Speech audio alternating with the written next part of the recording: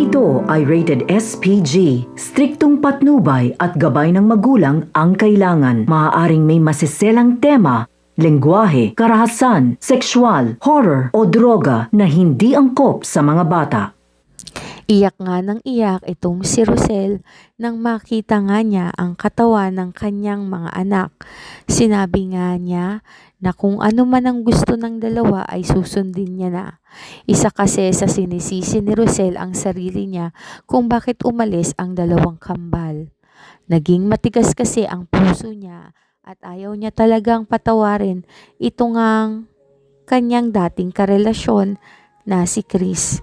Sinabi pa niya na kahit na anong mangyari ay hindi niya palalayain si Chris. Kaya naman ayon nga dito kay Rosel, kung ito lang ang dahilan para gumaling ang dalawa ay gagawin niya na.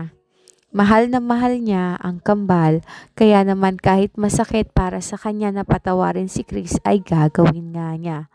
Inatras nga niya ang kaso laban kay Chris at pagkalabas ni Chris ay dumiretso nga ito sa ospital kung saan naroroon ang dalawang kambal. Iyak nga ng iyak itong si Rosel habang binabantayan ang dalawa. Hinawakan nga nitong si Chris ang kamay nitong si Tyrone.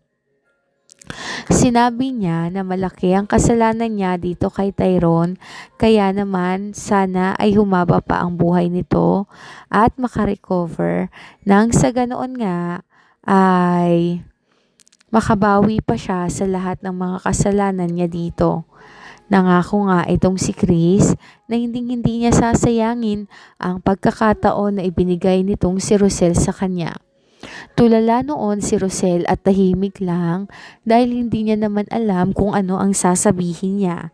Sa totoo lang ay shock pa rin siya sa mga pangyayari.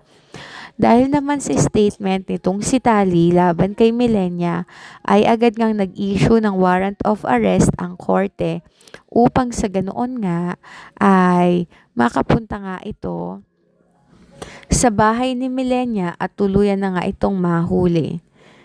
Galit na galit si Millenia kay Tali.